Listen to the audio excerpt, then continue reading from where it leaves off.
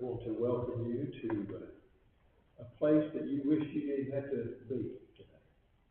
We wish we weren't here, and we wish Miss Bobbye was talking to us, yelling at us, having her typical conversation with me as a preacher when I go by her house was to, I told the kids, well, we go to the dance game, I said, she'd stick that finger out and she'd be telling me some things that, mainly about you, that needed prayer and needed help, and we're going to miss her. I know you're going to miss her. Miss Bobbye Moore was born November 21st, 1943 in Hazelhurst, Mississippi, and passed this life July 20th of this year.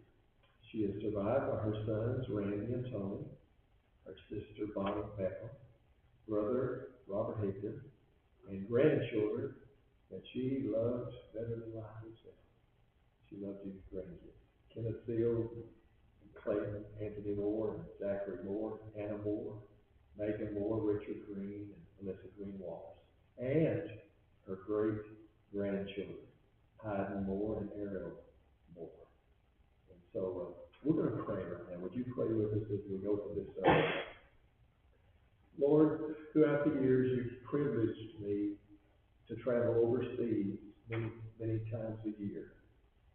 And I've seen funerals in Buddhist communities, in Muslim communities, and my, what a difference their funerals are than ours. Just to see them mourning, to realize that their afterlife is nothing like ours. Their book is different than ours. We have a Bible, and our Bible says to be absent from the body is to be present with the Lord. If you know Jesus, Paul said that's what's going to happen to me when I die. It'd be like being in school when they said my name, and I said, present, I'm here. And all of a sudden, Bobbie's name was called in heaven a few days ago, and she said, present, Jesus, I'm right here. So today we rejoice with her. We mourn with his family, but we also have the hope of the resurrection. And that's what we want to talk about today in Jesus' name.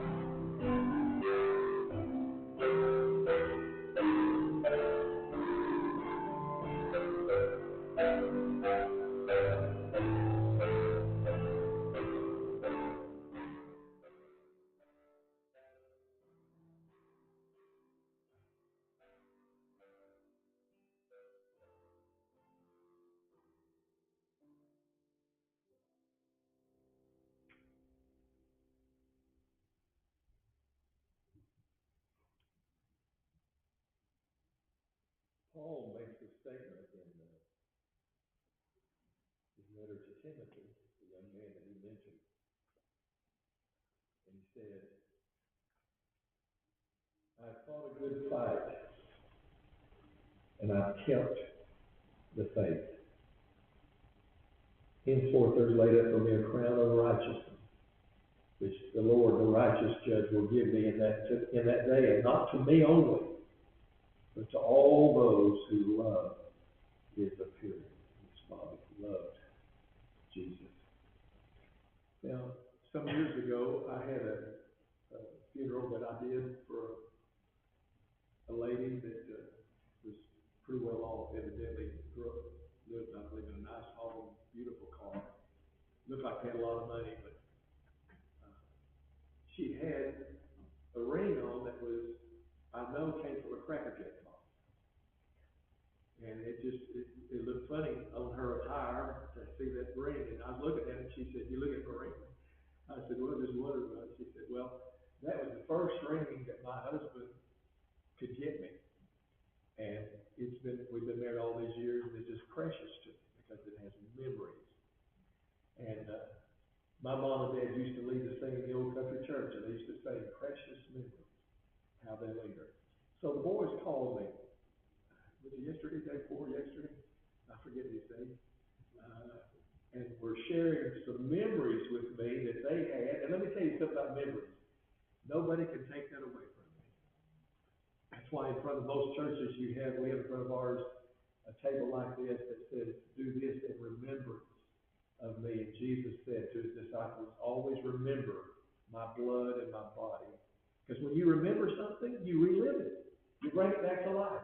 How many of you can just smell a smell somewhere, and all of a sudden you're back in the kitchen at Thanksgiving time and with the family, and it's just a song you hear, and you're back there just like you were years ago. And that's what memories will do for you in the future, precious memories.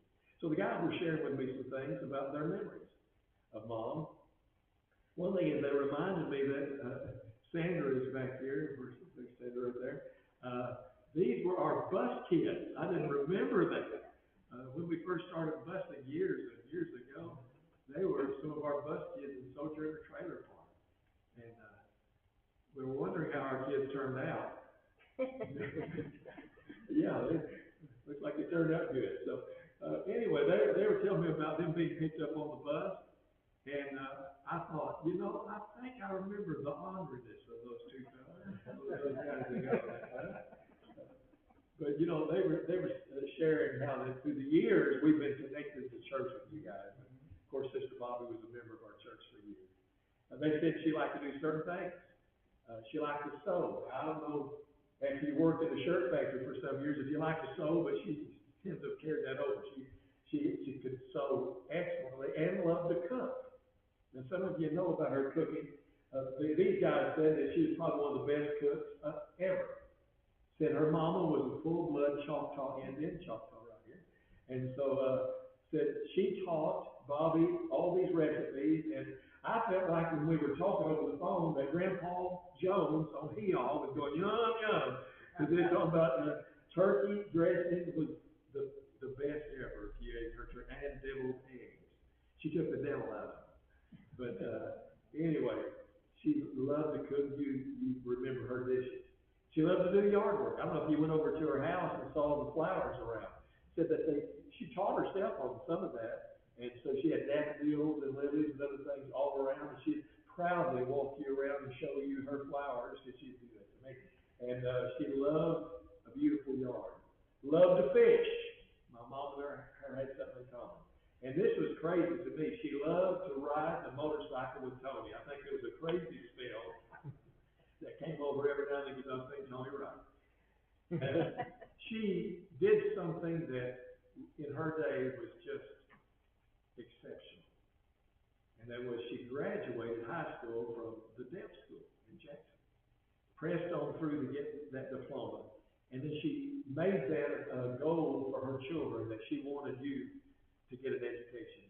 Randy was talking to me, and he went to college. And at one time, things got real tight. He didn't know how he was going to make it, thought about leaving. And he said his mama came to him, and these are your words. You said she took me aside and sternly Did she sternly do that? Told me that under no circumstances was I going to quit, and whatever she had to do, she would do it to make sure that you went to school.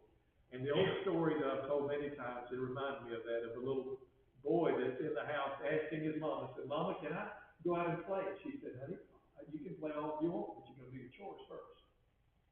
And so he was sweeping the floor, you know, with that little grumbling and complaining and doing what he had to do. And finally, it was done, and he said, I've done it. She said, okay, go play. Well, she went into the dinette table, and there was a little piece of paper on it, and he had marked everything he had done. Swept the floor 10 cents, just a long time ago. You know, took out the garbage a nickel. I mean, and he put everything down, and he tallied it up, and he got it right. The amount was there, and so she picked it up and saw it. It concerned her. She called him back in, and she said, son, I just saw your little note. You charged me for everything. I just want to tell you something about that, boy. Son, when you came into this earth, the doctors came to your dad and I and said, I have a choice of me living or you living. That if I live, you'd have to die. They'd have to take you.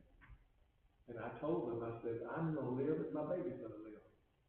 And said, when they came and took you, I entered death's door, felt it until they walked into your little body. When I healed your body, I fought death off and I lived.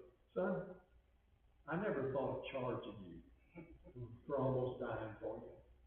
And besides that, do you know who fixes your lunch every day and who does your laundry and who fixes your bed and does all every day? They never thought of charging you for the many things every day. Do you remember you got sick last year and you were in bed for days? And you had to go to work. I didn't go to sleep for days, all night long, all day long, by your bed. And I did that for you because I love you, not because I want to charge you. You go out and play. That's all I tell you that. So she went back into the kitchen or the other part of the house and came back a little bit later. And she looked up, the note had been moved. And she reached over and picked it up. And on the note, a little pencil had taken and marked through every one of them. At the bottom it said, paid in full by my mom. I think Bobbye paid in full for the meals and everything she did in your life. She paid it in full. I do know this. I do know that her favorite holiday was Christmas. The reason I know that is because the boys told me, but I also know that we used to pick her up, or she'd come to the house, and we'd take her out to see the lights of Jackson. You know, was a section in Jackson that had all the lights on it. And over there, we'd go look at that and go around town and everything. And we'd eat a meal at my house afterwards, and Miss Bobbye would just be the yakkinest, happiest. Inside her house, outside her house, she decorated everything. She loved it. And I did not know this, but she said that Randy was telling me on January 1st, she would go and put her son's gift on layaway on January 1st for the next year. And pay on them all year. So she'd make sure, because I'd raised poor, believe me, dirt poor, that her boys had everything they wanted for Christmas. That's a mama. That's a mama. And did that on their birthdays as well. And she loved your grandchildren. And let me tell you this, there's one thing though Miss Bobbye did, and that was with that finger. She got aggravated at you. It's like that thing was shoot. And she would call you by your full name. You knew when you were being got on, when your whole name got out there. And she would let you know that she's always coming to me at church, having a request at times for you kids and your grandkids, asking God to take control of their lives. There's a remarkable story, I'm not going to be long, but there's a remarkable true story of a woman called Sue Thomas. I used to love to watch this. It's a TV series called Sue Thomas, FBI. And it wasn't LB with an I, it was EYE. Because Sue Thomas, who's a year older than I am, living now, you can Google it, Sue Thomas was deaf. From a few months old, totally deaf, but she knew how to read lips. And because she could read lips, the FBI hired her for surveillance purposes, undercover work, and she would be able to see things from afar and zoom in and see the lips. They couldn't hear it, but she could read the lips and became famous for that, made a TV program and a movie out after her. And I thought of your mom, how that she could communicate so well reading those lips. And even her voice was a little raspy because couldn't hear your voice. But she said it sounded good to me. If you listen to the real Sue Thomas, it doesn't sound nearly that good. And I thought of Mark chapter 7. There was a deaf man, deaf and mute, they brought him to Jesus, and here's what it says in Mark 7. Jesus took him aside away from the crowd. In other words, Jesus treated this man with total respect for his deafness. Didn't do it publicly, not to embarrass him, took him to the side, and then Jesus did sign language. You didn't know Jesus knew sign language, but Jesus did sign language so he would know what he was doing to him. He took his hand and he put them in the man's ears to let him know, I'm going to clear up your deafness.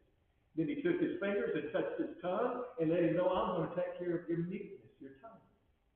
And then the Bible says when he healed him, that the man heard and spoke.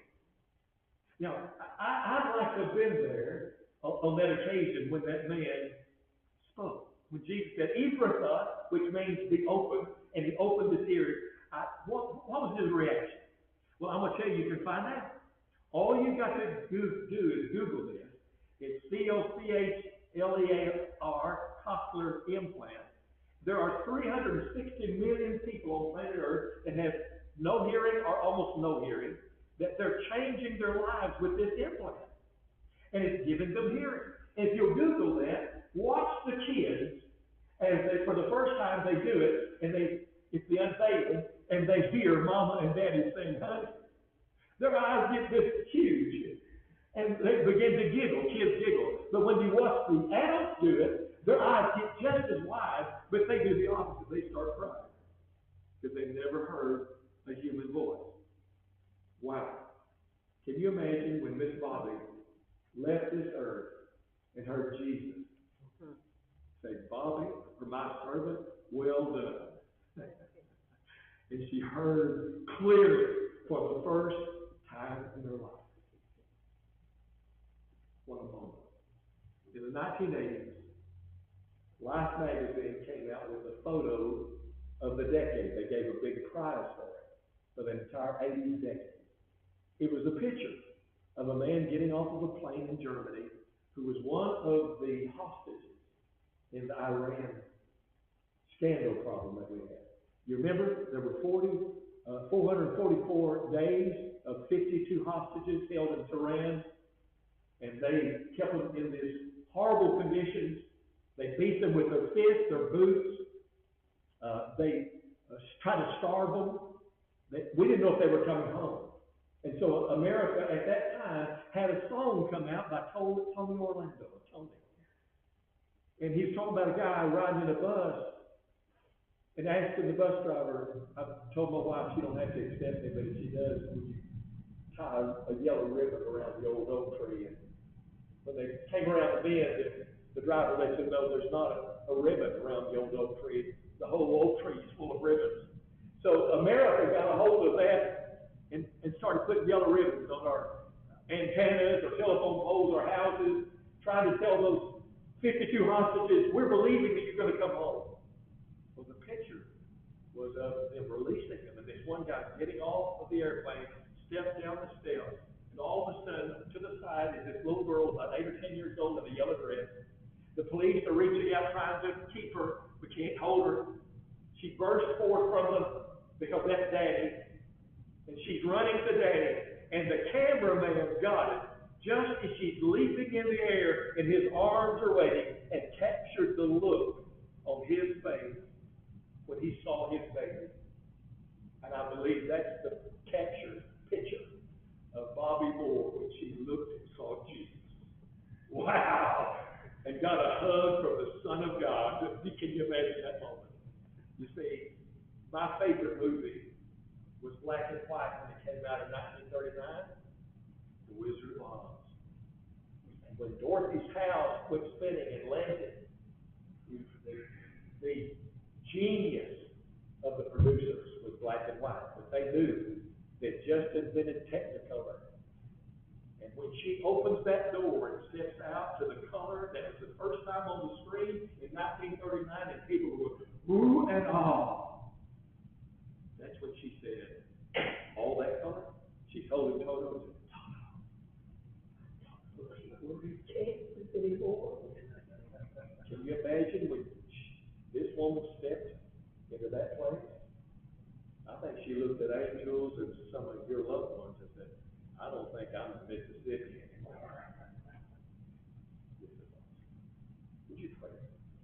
Miss Bobbye, if I had the power right now, Jesus did it 3 times.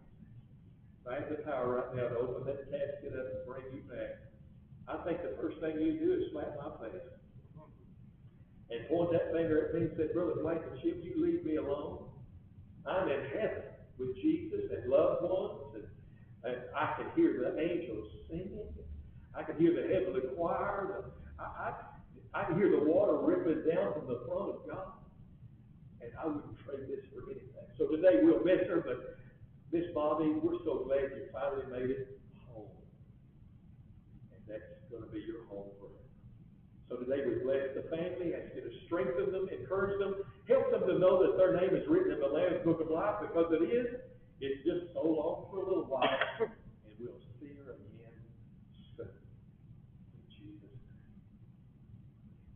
name. Amen.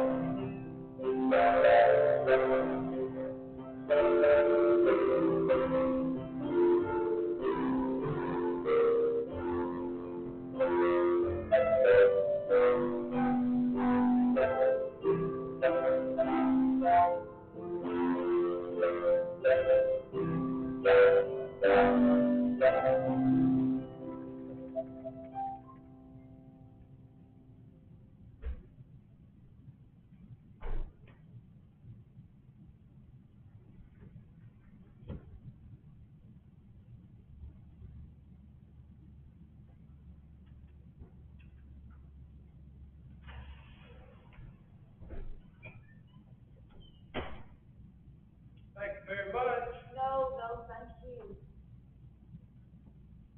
A day without rain. That's about that.